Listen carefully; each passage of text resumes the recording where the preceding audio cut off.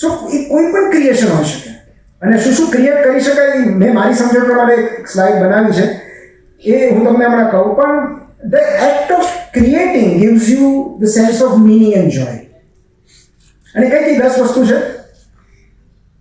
Yes સો આમાં ઘણું બધું કદાચ રહી ગયું છે પણ these are the 10 things a human being can create. Art, craft, writing, music, food, ideas, business, lastly community. કાલે મને નિમેશભાઈ કહ્યું કે મને બહુ સારું લાગે છે આ બધા પ્રોગ્રામ અમારા થકી થઈ રહ્યા છે નિમિત્તો થકી મને બહુ આનંદ લાગે છે અને ત્યારે મેં એમને કીધું કે because you are creating a community. So Nimitto is a community.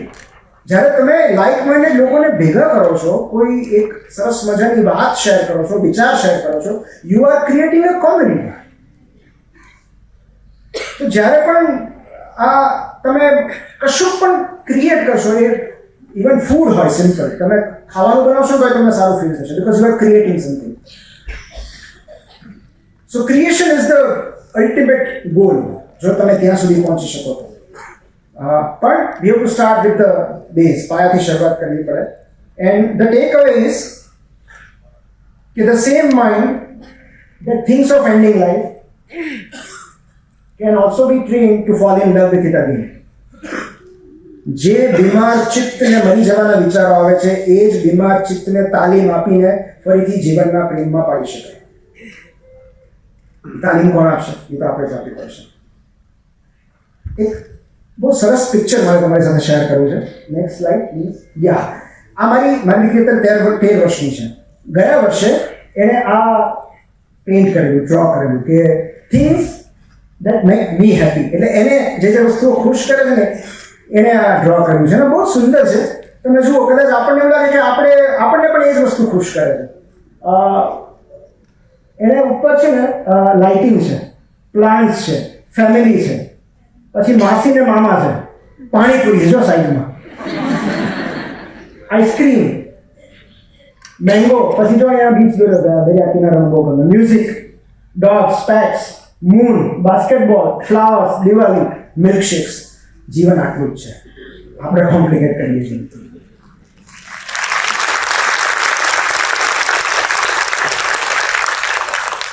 તો મને બી એવું થાય કે it is so simple.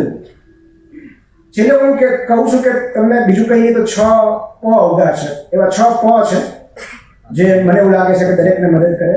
Next slide please. 6 પ એમાં પહેલો પ છે પ્રિસ્ક્રિપ્શન. અગેન હું ક્યારેય સાયકેટ્રિસ્ટનો રોલ રાઇટ ઓફ નહીં કરું. બહુ જ જરૂરી છે એમની હાજરી. થેરાપિસ્ટની જરૂર છે, કાઉન્સિલરની જરૂર છે, પ્રોફેશનલ જે સાયકોલોજિસ્ટ હોય, સાયકોથેરાપિસ્ટ હોય એમની જરૂર છે. એટલે ફર્સ્ટ ઇઝ પ્રિસ્ક્રિપ્શન. કારણ કે આ બાકી બધું તો પછી આવે. આ હાયરાર્કી તો ત્યારે હું લખી શકતો જ્યારે મેં એન્ટીડિપ્રેસન્ટ્સ લીધી. તો પણ ઘણા બધા એવા છે કે જેમને માત્ર એટલું પર્યાપ્ત નથી અથવા એનાથી ફાયદો નથી. એટલે આપણે આખો પિરામિડ રચવો પડે. બીજો તો છે પ્રિયજન, loved ones. They are our best therapist કારણ કે they are our committed audience, faithful listeners. ત્રીજો પ છે પુસ્તકો. ચોથો પ છે પ્રવાસ અને પ્રકૃતિ. એક જ મિનિટ. આપણી મોટાભાગની માનસિક યાતનાઓ પ્રવાસ અને પ્રકૃતિના અભાવમાંથી ઉત્પન્ન છે. Because we don't travel enough. અને આપણે નેચર, વિટામિન એન ડેફિશિયન્સી, આપણે નેચરથી દૂર થઈ ગયા છીએ. અને આ જે કમ્ફર્ટ ક્રાઇસિસ છે એમાં અંગેની જ વાત આવે છે કે તમે નેચર કેટલું કન્ઝ્યુમ કરો છો. જે રીતે ડાયટિશિયન હોય ને એમાં ફોરેસ્ટિશિયન છે.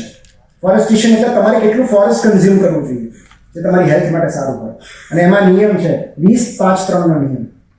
સો 20 મિનિટ્સ દરરોજ 20 મિનિટ અઠવાડિયામાં, દરરોજ તો નહીં, અઠવાડિયામાં 3 દિવસ 20 મિનિટ એવી જગ્યાએ ચાલો જ્યાં વૃક્ષો હોય, પાર્ક હોય, ગાર્ડન હોય કે જ્યાં ગ્રીનરી હોય.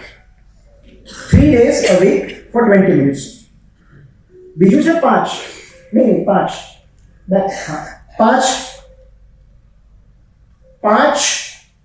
કલાક તમે સેમી વાઇલ્ડ નેચરમાં ગાઓ. તળાવે જાઓ, દરિયા કિનારે જાઓ કે કોઈ જંગલ કે ખુલ્લા મેદાનમાં જાઓ કે કે જ્યાં ખૂબ બધા વૃક્ષો હોય, ગાર્ડ હોય, ત્યાં આગળ જાઓ. અને લાસ્ટ ઇઝ 3, એટલે કે 3 દિવસ સંપૂર્ણ વાઇલ્ડ નેચરમાં ગાળો, એવરી યરલી, એન્યુઅલી, દર વર્ષે 3 દિવસ, કે જ્યાં નેટવર્ક ના આવતું હોય, કોઈ સિવિલાઇઝેશન ન હોય. તો આટલું નેચર તમારે કન્ઝ્યુમ કરવું જોઈએ. નેક્સ્ટ ઇઝ પરિશ્રમ, બંને શારીરિક અને માનસિક. જે આપણે વાત કરી, માનસિક પરિશ્રમ એટલે ધ્યાન.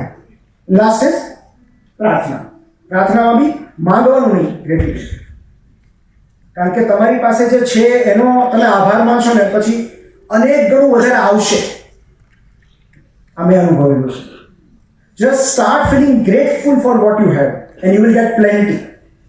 બહુ જ બધું આવશે. તમે જે છે એની તો કદર કરો પેલા. અને આ બહુ જ જરૂરી છે. જે મળ્યું છે એનો આભાર, અને નથી મળ્યું એનો સ્વીકાર. તો ગ્રેટિટ્યુડ. અને ગ્રેટિટ્યુડ આપણને બહુ સારી રીતે ટ્રેન કરે છે. It is a mental muscle. તમે દરેક વખતે તમારે એ યાદ કરવું પડે કે આમાં હું કઈ રીતે આભાર માનું ઈશ્વરનો. મારી પાસે કઈ તક છે ઈશ્વરનો આભાર માનવાની. જેમ કે આજે હું મારી આ સ્ટોરી તમારી સાથે શેર કરી રહ્યો છું, એ આભાર છે ઈશ્વરનો, અને મારે ધન્યવાદ કહેવા જોઈએ. ઇટ્સ અ ગ્રેટફુલ ફીલિંગ કે તમે બધા મારી સાથે છો અને હું મારી વાત તમારી સાથે કરી રહ્યો છું. તો ગ્રેટિટ્યુડ. એક આ વાત તમને કહી દઉં કે એક બહુ સરસ બુક છે, હેપીનેસ હેક્સ. એમાં એવી લીઝર એક્ટિવિટી છે, 33 દેશમાં એ લોકોએ સર્વે કર્યો કે એવી કઈ 6 પ્રવૃત્તિ છે જે માનવ મનને સૌથી વધારે આનંદ આપે છે. અને પછી એ લોકોએ એનું ક્રોનોલોજી ગોઠવ્યું, 1 2 3 4 5 6.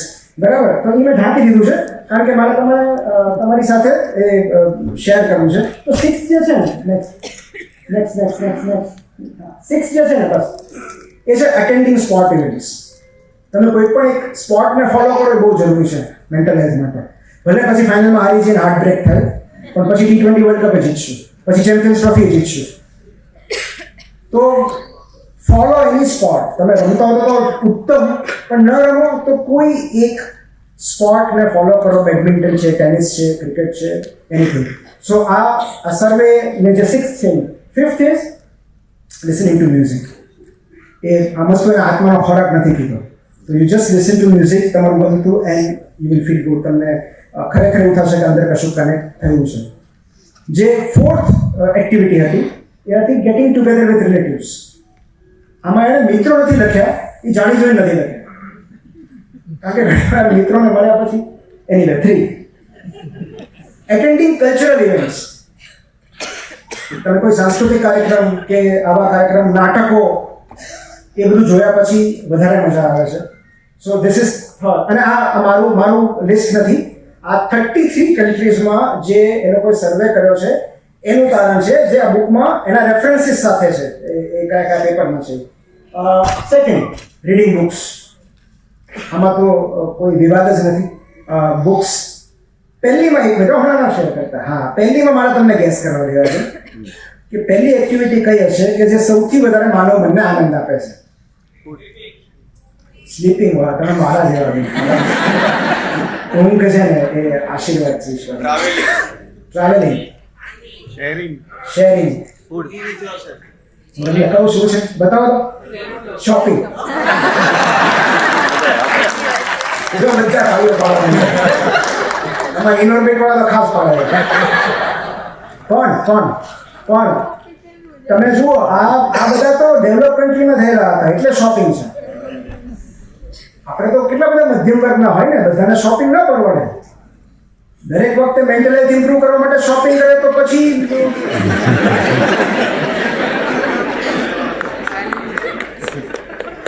ગટ હેલ્થનું શું થાય? એટલે જો પછી મેં એવું વિચાર્યું કે આ જ સ્ટડી જો ઇન્ડિયામાં થયો હોત તો નંબર 1 પર શું આવે? Can you gas? Food. Gossip.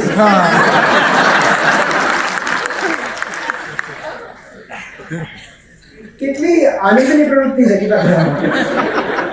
કલાકો નીકળી જાય અને લોકો એનાથી જોડાય છે કે જ્યાં સુધી ગોસિપ ન કરે ત્યાં સુધી લોકો જોડાતા નથી. પ્રશ્ન એ થાય છે બધા હાજર હોય ત્યારે કે હવે કોના વિશે વાત કરવી, બધા હાજર થાય છે.